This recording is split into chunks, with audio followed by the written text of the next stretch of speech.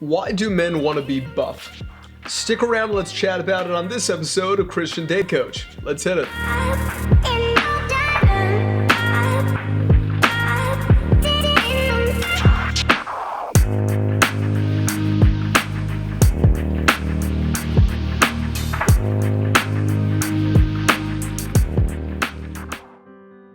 What's up, everybody? Welcome to this episode of Christian Date Coach. I'm your host, Dr. Phoenix Singh, and as always, it's a pleasure to be able to have you here with me. It's always a blessing anytime that you join me and that we get to spend this time together to be able to chat about fascinating topics on attraction, dating, and relationships.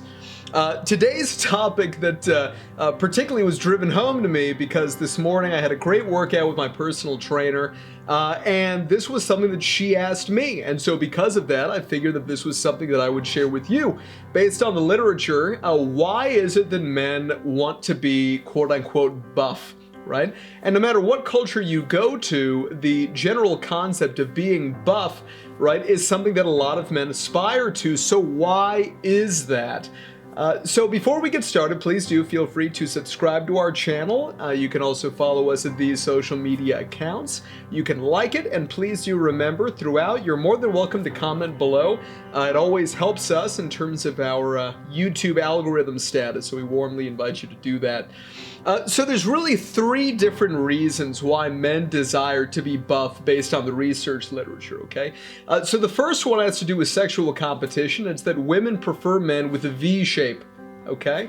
And some people call this the Dorito, some people call it the V. My running joke is that, I don't have a Dorito, I've got a trapezoid. And the reason for this is just that, I've got an endomorphic body shape. It makes it harder to lose weight and easier to put weight on, right? So I've lost 70 pounds over the last year and a half, and now my body fat is about, I think, like 12 or 13%. And before it was, just extraordinarily high. It was crazy, right? But, things happen in life. You get busy. I was, getting doctorates and running companies and all. What are you going to do, right? But this is one of these things, is that women prefer men who've got that V shape, okay? Now, what this means, that the key concept here is what's called waist to hip ratio. And as we've discussed in other videos, right, it's also important that women take into consideration waist to hip ratio. And no, it does not mean you have to be stick thin.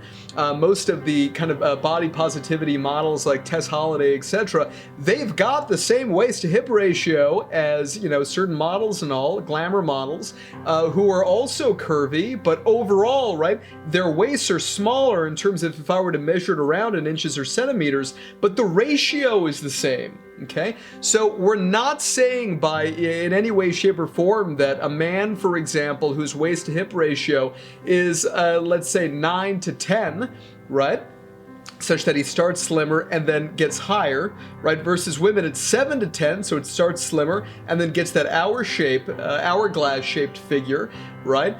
We're not trying to say that you need to essentially be a stick, or if you're a guy, that if you're ectomorphic, meaning that your body shape is naturally slimmer, then that means that, automatically you're going to be so much more desirable than somebody who is endomorphic, okay?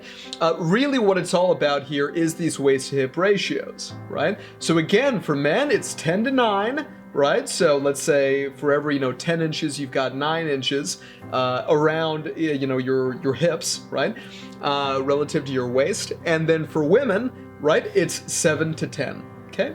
Now, the other important thing for men specifically is the waist to shoulder ratio. Okay. The waist to shoulder ratio needs to be under 0.75. Right? Now, so what that means is that if you're packing on the pounds, right, and your waist ends up getting, significantly larger, obviously you're in danger of throwing this waist to shoulder ratio off.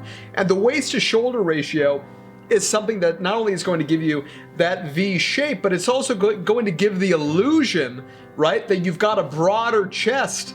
Right? And a broader chest means more lung capacity. This is perceived to be very attractive by women because, those men, in terms of, primal settings, right? However many, thousands of years ago, they were significantly more likely to be effective at survival. And so this is a really critical evolutionary principle here as well, right? So remember that the three different areas that women find most attractive physically in men are, number one, the butt, right? So 40% of women rank it as number one. And the reason for that is that the glutes really are the part of the body that are most involved in the actual thrusting motion during sex. And, you know, if you subjectively, like qualitatively interview women and ask them, right, who are sexually active, and you ask them about men, what they'll say is that men whose buttocks, whose glutes are tighter, right, essentially they perceive the sex to be better, rather than men whose, you know, it's not the case. What the perception is that there's more of kind of full body force going behind the thrusting motions in sex, and it's very uncomfortable, right? This is subjective, you know, interviews of heterosexual women who have sex with heterosexual men, okay? So this is number one. Women prefer men with a V shape, but women also prefer men with low body fat, and the specific number that research has established is 43%. Okay? Women prefer men whose muscle mass is approximately 43% of their total body mass. And you can obviously calculate that usually if you go to a gym, or if you have access to like a DEXA scan or a bod pod or something like this, right, you'd be able to actually take a look into that to be able to get a sense of what your skeletal muscle mass is. And I definitely recommend you doing that. There's so many benefits to building muscle. It does go on very slowly. We're talking about, you know, a quarter pound to, you know, a max of 1, maybe even 2 pounds when you're first starting lifting. But after that, you know, definitely, you know, tapers off. It's slower and slower. And if you're not careful, you can literally burn off your muscle. If you're over-exercising, not getting enough, you know, protein, you're not getting your BCAAs, you're not properly hydrating, etc. You got to be really careful. It's not the simplest thing to be able to gain muscle just by, you know, lifting heavy things and not worrying about nutrition, right? Muscle is built in the kitchen just as much, if not more, than it's built in a gym, okay? But women do prefer men with low body fat, right? So for example, you know, if you think about online dating and online dating profile photos, one of the funny things is that subjectively, when you survey women, they'll say that, you know, they hate bathroom selfies. That they're the worst. You know, a guy or whatever is like lifting up, showing a six-pack. I hate it. You know, these guys, they're so shallow, etc. But when you see what gets swiped on, it's one of the photo types that women swipe to the right, meaning in terms of, you know, the thumbs up, the positive direction, right, that they swipe right most often on. So it's one of these things where, you know, what people are self-reporting versus their actual actions are two completely different things in this regard, right? And there's certain things that women will comment on. So it could be, you know, seeing abdominals. Why? Because when you see abdominals, right, you are going to be, you know, below 15% body fat, usually below like 10 to 12% body fat. It is such a low level of percentage of body fat. The level of fitness you need to have for the average guy is extraordinary to have that, okay? And so, you know, if you're a woman or whatever and you want a guy who's in great shape, just know that you can definitely have a guy who's in great shape. Having the six-pack, though, the amount of time that that guy is probably spending on nutrition and on exercise is going very likely, unless it's, you know, they're genetically gifted, to be pretty high. So if you're not looking for somebody who's, you know, going to be going to the gym every day and quite often, maybe it's not your kind of person after all, right? Same thing, a lot of people, they're looking for somebody who has kind of, it's a cut basically of muscle in terms of the essentially the lower abdominal muscles, right? That's kind of what you're looking at here in terms of the legs, right above kind of the pelvic region, or in the pelvic region rather. And this is another telltale sign of very low body fat, right? But of course, in today's day and age, especially in westernized countries like the United States, you know, we definitely still hold that as an ideal body type. You know, there's now some literature which talks about, you know, like dad bod and these things, but as we'll talk about in another video, there is a complete double standard between the perceived attractiveness of single fathers and single mothers. And there's also this phenomenon of date poaching, such that, or mate poaching or date poaching, you could say, where essentially if you have a father who has a child, right, it's basically proof of concept. In other words, women will find that individual significantly more attractive than if that man did not have a child in many cases, depending on the body type and all kinds of other variables, keep in mind, right? But one of the reasons why is that it's literally proof of concept. It's like, wow, another woman saw this guy, right, and had a strong enough connection with this guy to essentially, you know, procreate with him. Here's the child. child. He seems to be a good father. Fantastic. He's such a caregiving guy, etc. He can take care of the child. This is proof of concept. I'm interested in that, right? As opposed to men, right, seeing, a woman who has a child, they don't have that reaction. They're not seeing that as proof of concept. It's just an evolved mechanism. It's a total difference between men and women. It does not make men very shallow. It does not mean that, women who are interested in fathers have, some crazy fetish or something like that. This is a totally evolved mechanism. It's completely fine. It makes sense. And nobody deserves on either side to be hated or shamed or blamed for it. Okay? Now, the third thing to be able to mention in terms of why men want to be buff is within gender, intra-gender prestige competition. Has nothing to do with women and sexual stuff. Okay? It's within gender prestige. Okay? There are more images of extreme muscularity in men's magazines than women's magazines. Isn't that interesting, right? Western men also believe, we're convinced, right, that women desire a male body that is 20 to 30 pounds more muscle mass than their own and than the average, okay, than the average man. So men really overestimate how muscular women actually want them to be, which is quite interesting, right? So I have, many female friends who will talk to me about, magazines like Cosmo and these things for women and, the negative impact that, this has. And it also impacts men, right? Whether they realize it or not, this is all implicit priming, okay? And also women mostly want buff men only for short-term relationships, right? 61% of women, right, who are surveyed self-report that, yeah, we're interested in these really muscular men, but as a short-term mating strategy, not a long-term mating strategy, right?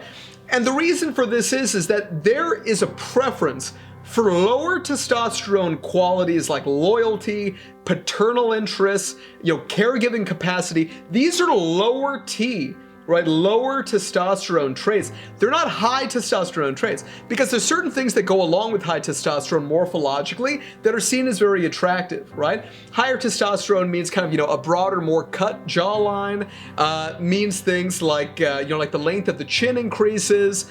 There are all sorts of things, right? Kind of the brow extends. There are so many things, increased bilateral symmetry. There are a lot of things that essentially are determined by serum levels of testosterone, free testosterone. And these things usually are seen as very attractive. But the reason you're attracted to them is that they're proxies for high testosterone. Certain high testosterone traits, like being more aggressive, being more dominant, etc. In terms of survival and replication, right? There is an intimate relationship there in terms of seeing these men as being significantly more sexually attractive. When you take a look at what the social psych and medical literature suggests about the ovulatory cycle and interest in high versus lower testosterone men, what you see is that women who are more follicular stage, right, essentially what's happening there is that there's an increase in levels of testosterone, which essentially makes it so that there's greater interest in high testosterone men at the same time, right? And then what ends up happening is that when they end up being in the luteal stage, right, so that phase of ovulation, then they're more interested in lower testosterone men. But of course, the luteal phase takes up the preponderance of the month relative to the follicular phase.